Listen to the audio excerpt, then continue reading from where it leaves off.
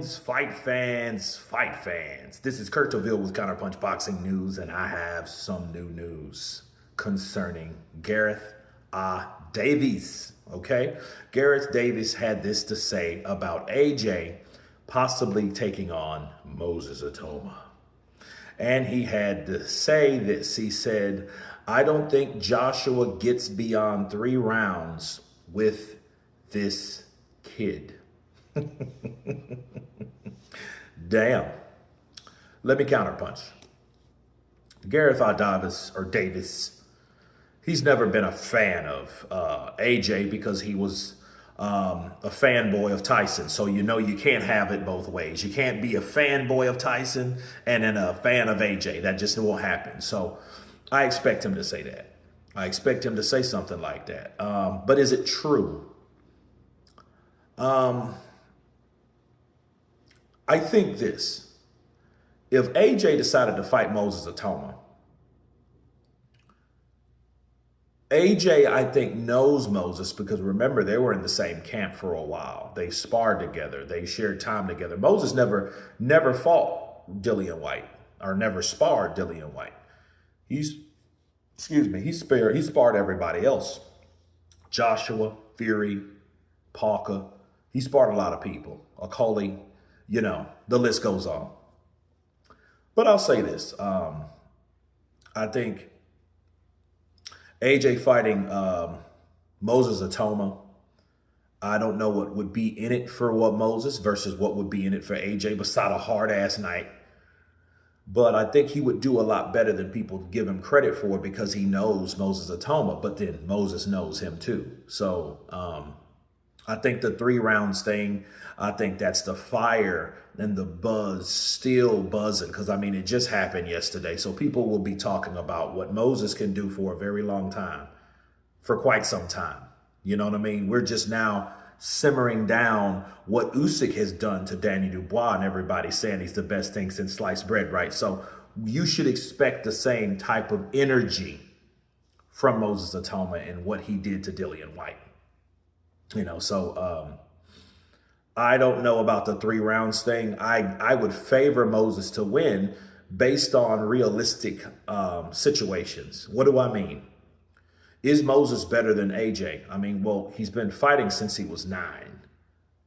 You know what I mean? He's faster than AJ. He's more experienced than AJ based on his history. But what's apparent? The same thing that was apparent for Dillian Whyte, inactivity.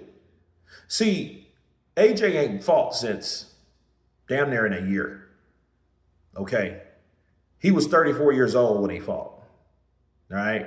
And he'll be 30, or is he 35 now? I'm not sure.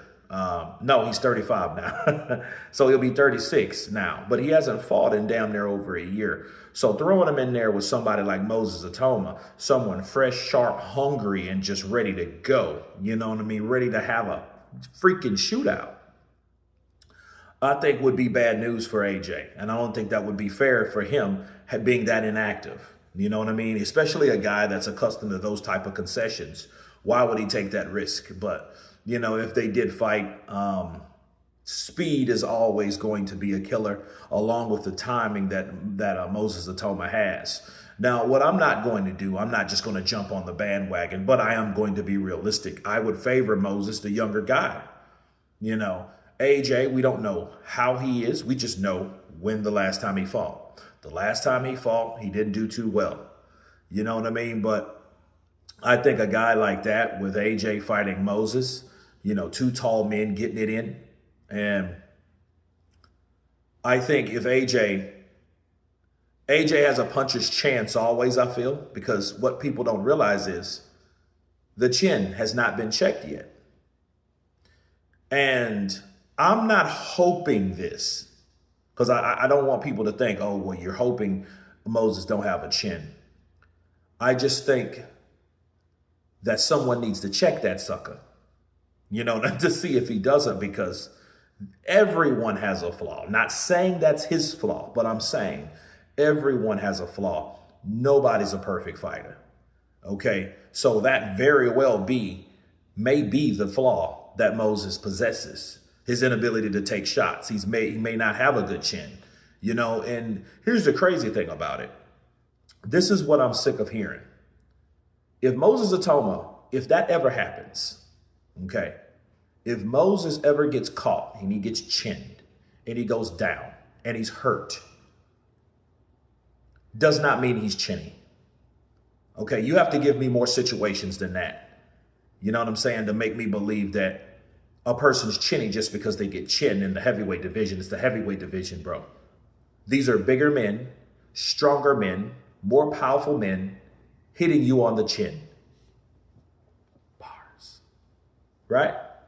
So those things happen.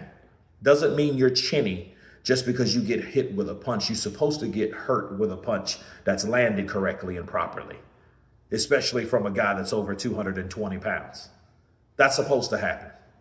That's just reality. Oh, he's chinny, it's chinny. No, it's not. The fact that he's chinny is not the fact that Moses would be chinny if he did get dropped and hurt. That's how it happens. It's the heavyweight division. One punch can change everything. Okay?